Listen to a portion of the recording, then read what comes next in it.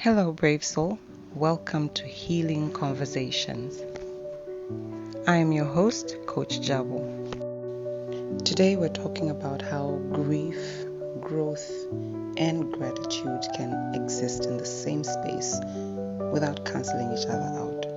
As we come to the end of this year, I want to invite you into a different kind of closing. Not one filled with pressure, not one that forces gratitude, but one rooted in grace. Grace says you are still worthy even while you're still healing. Healing from what? Healing from the loss of a loved one. Healing from trauma that totally rewired your brain so much so that you think that you are not worthy of anything good. Healing from what you thought you would have by now. Healing from the safety you thought you would have. Healing from having to distance yourself from someone you loved so much, whom you thought would be in your life for the longest of time.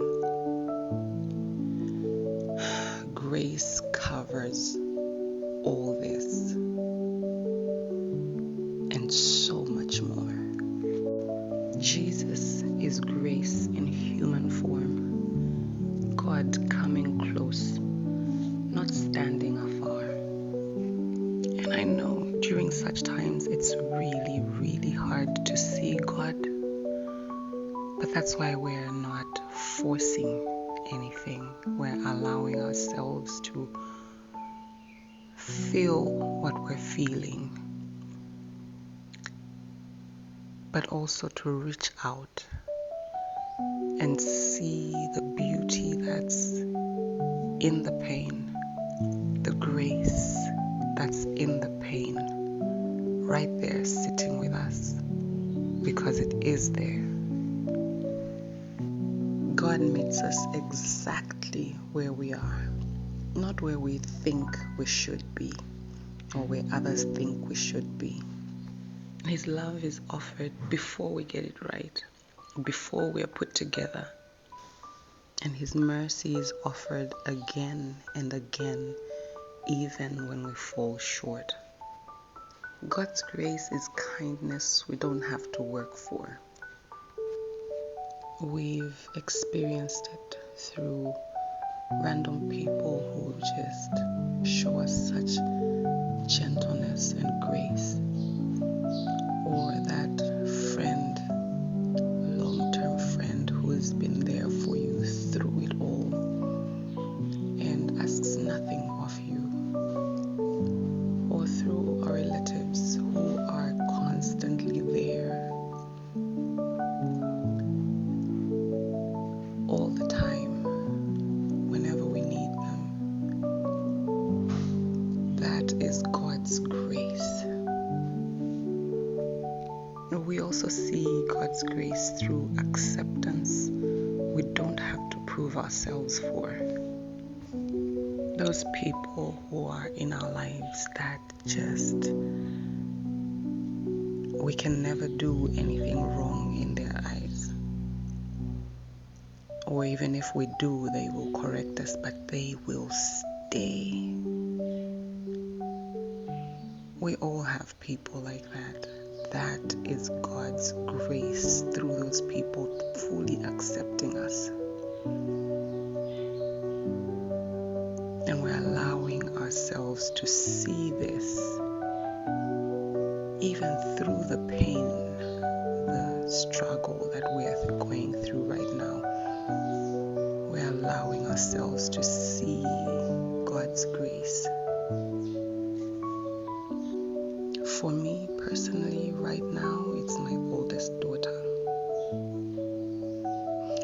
Yes, we fight. I mean, we're both girls. We have our moments. But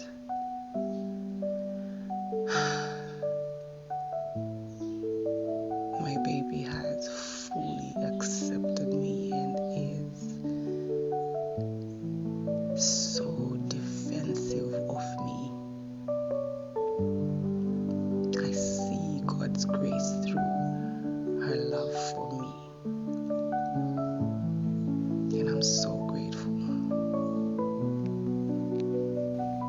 You see, I have been very upfront with her and honest about my healing journey, my mistakes, my shortcomings.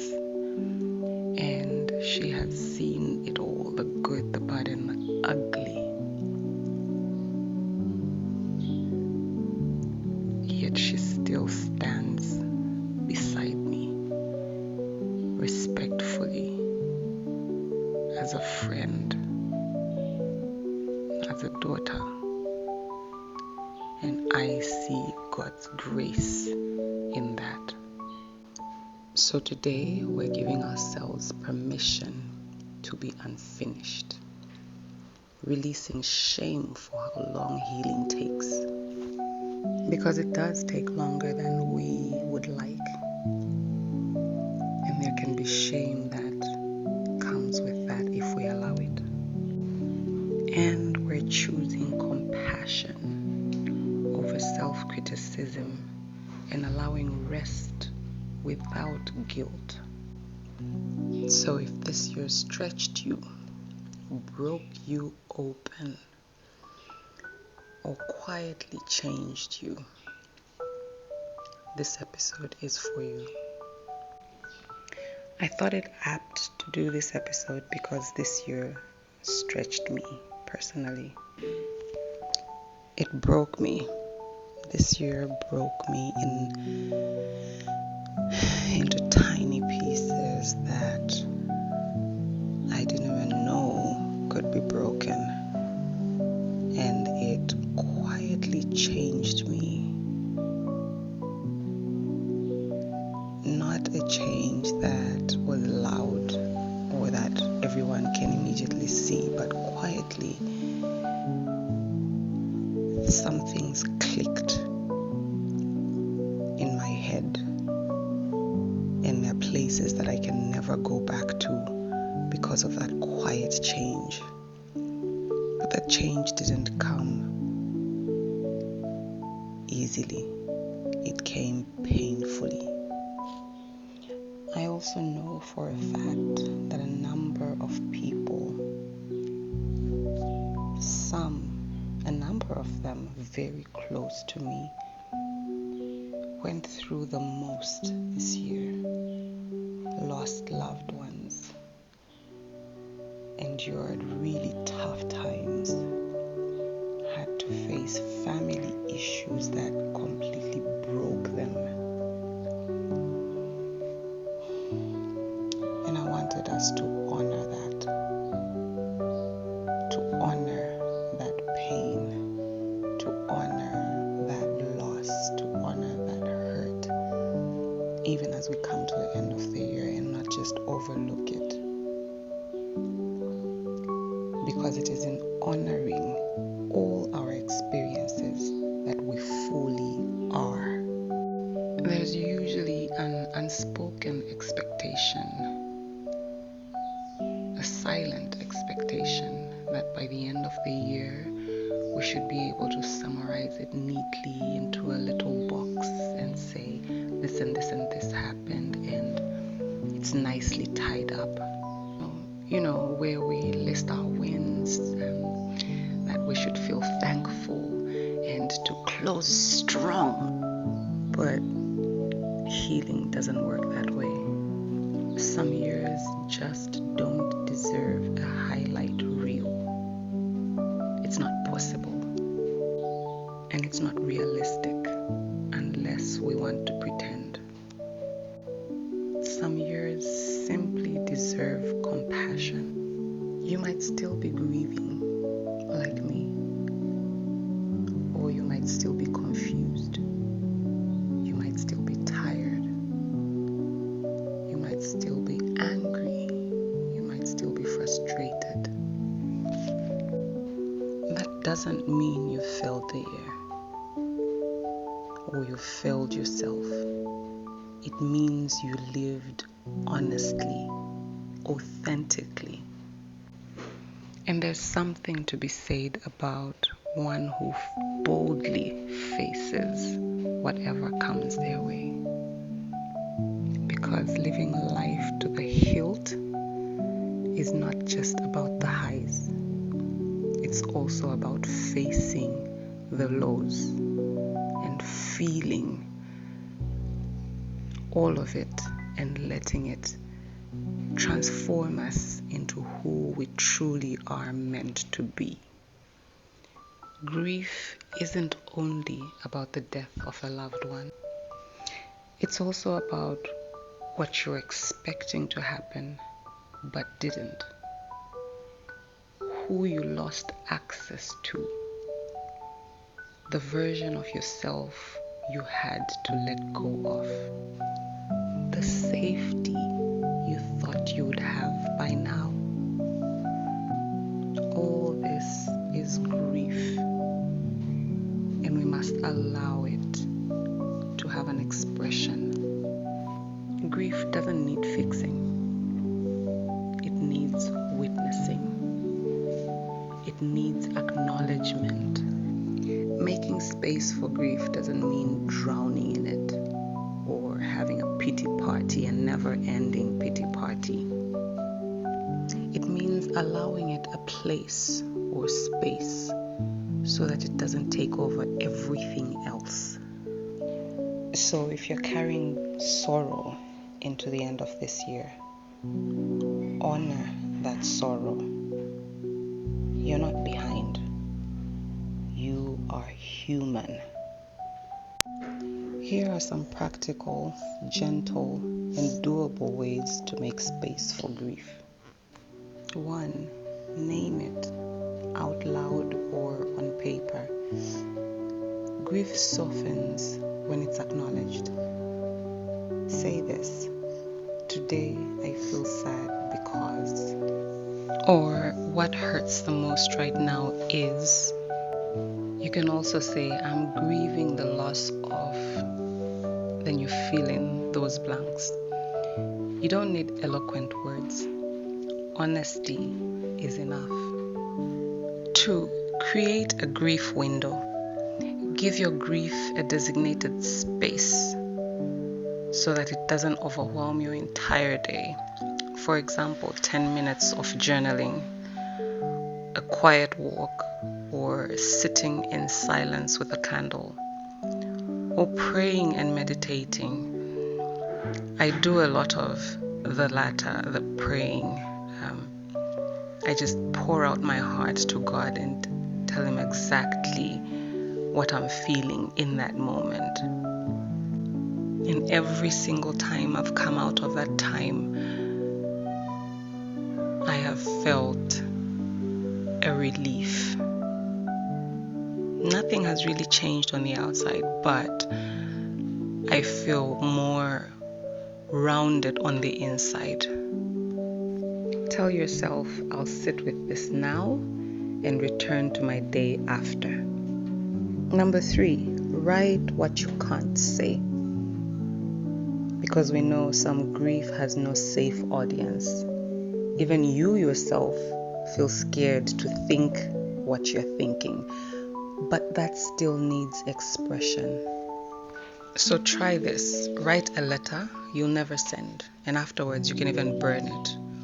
Or so you can write to the person, the season, or the version of you that was lost. Write without punctuation or structure, just release. You don't even need to reread it. The 4th method you can use is to let grief live in your body.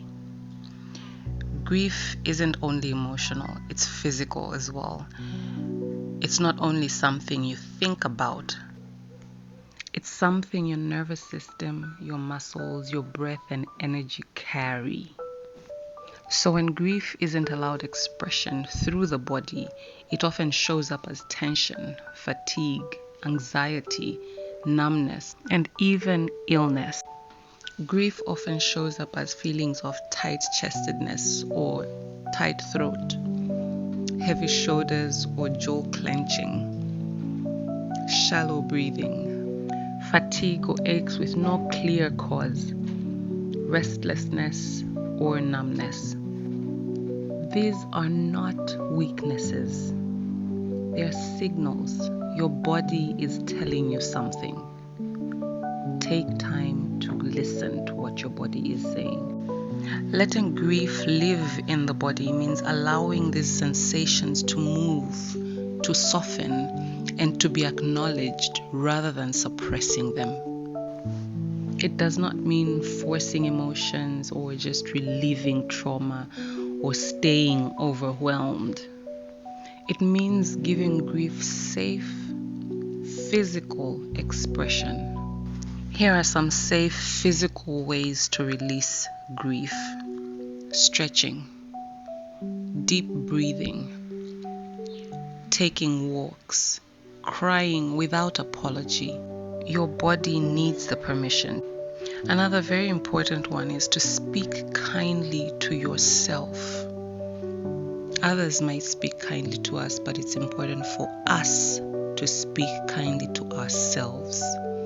When you catch yourself saying to yourself things like, I should be over this, replace that with, this is hard and I'm allowed to take my time. Grace that you give to yourself changes the tone of grief. Another one is to lower expectations, just temporarily during this healing period. Grief requires energy. So give yourself permission to take fewer tasks, to slower your pace. Allow yourself to say no to certain activities without explaining. Let your no be a full sentence in and of itself. Choose rest over productivity. And remind yourself that you're not being lazy. You are processing loss. Number 7, choose one safe witness, at least one. You don't need many people, just one. Someone who doesn't rush you, doesn't try and fix you, but just listens without minimizing your pain. Someone who you can say to, I don't need your advice, I just need your presence. Number 8 is to create small ceremonies. Ceremonies give grief a language. For example, you can light a candle on certain days, or visit a meaningful place, or play a song connected to the loss. You can also pray a short prayer when the waves hit. Ceremonies bring grounding. Another one is to accept that grief is not linear. Some days will feel lighter, others won't. That's not regression. That's grief. That's being human, having real human experiences. The final one is to ensure that you end grief time with gentleness. After sitting with grief, return to yourself gently. Try taking a cup of tea, washing your face with warm water, or a comforting prayer or affirmations, or wrapping yourself in a blanket. This tells your nervous system you are safe. And remember, these expressions are not once off. Do them as often as you need to. Making space for grief is not giving up on joy. It's creating room for healing. Honor your grief. Don't dismiss it. Now, how do we honor growth without minimizing the pain? Growth doesn't always look like confidence and clarity. Sometimes growth looks like setting boundaries you never had before, walking away even while hurting, saying, I can't do this anymore, and resting instead of pushing. That counts.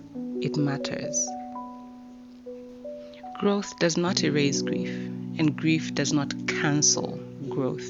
They can sit at the same table. This is something I've learned experientially this year. While I was grieving what didn't happen this year, who I lost access to, who was very dear to me, the version of myself I had to let go of, and the safety I thought I would have had by now, I learned that grief and growth can coexist. I learned to be gentle with myself even as I navigated new spaces and went through the teething pains of being in those spaces. I had to remind myself that my mistakes shouldn't cancel out or minimize the intent of what I was trying to do, but instead, I should learn from the mistakes and honor the intent. Growth often comes at a price, a painful one, and I had to name the cost of my growth. I had to ask myself things like, what did this season require of me? What did I have to survive, not just learn from? What part of me is still tender because of this whole process? Honoring growth includes acknowledging what it cost you emotionally, physically, and even spiritually. Both growth and grief coexisted in me, and I choose to deliberately honor that within me. Now let's redefine gratitude. Gratitude doesn't mean pretending everything was good. It can simply mean recognizing that I'm still here. I survived what almost broke me. I learned something about myself. I asked for help. And this one is a big one because there's usually a lot of shame attached to asking for help. But the truth is, asking for help shows that you recognize that you can't do it on your own. Asking for help requires self-awareness. Strength isn't pretending you can do everything alone. It's recognizing your limits and responding with wisdom. It takes courage to say, I can't carry this by myself. That honesty is strength. Asking for help means you're choosing healing over pride. Many of us were taught that independence is equals to worth. But asking for help means you're prioritizing healing, growth, and sustainability over your ego. Strong people choose what helps them heal, even when it's uncomfortable. It takes emotional courage to ask for help. Reaching out risks being seen, being vulnerable, being misunderstood. And we don't want any of that in our lives, but when you have the courage to risk that and still reach out for help because you know you need it, that's courage, that's strength. Vulnerability is not weakness, it's bravery. Asking for help interrupts survival mode. Doing everything alone is often a trauma response. So when you ask for help, you're saying, I no longer need to survive like this. That's not weakness. That's progress. Another strength that is often overlooked when it comes to asking for help is that it honors interdependence. As human beings, we are created to depend on each other. We've been created to need each other. Humans are wired for connection. Asking for help doesn't mean you're incapable. It means you understand that strength grows in community. Asking for help also creates space for rest and recovery. Strength isn't constantly pushing. Knowing when to pause, receive support, and replenish yourself is wisdom. It's self-awareness. It's not failure. When you ask for help, you model health for others, especially your children. You give others permission to do the same. Your strength becomes an invitation, not a competition. So if you asked for help this year and you've been feeling down and out about it, feeling like you're weak, I want you to reframe that. Remind yourself that strong people don't carry everything alone. They know when to reach out, and so if you asked for help, you are strong.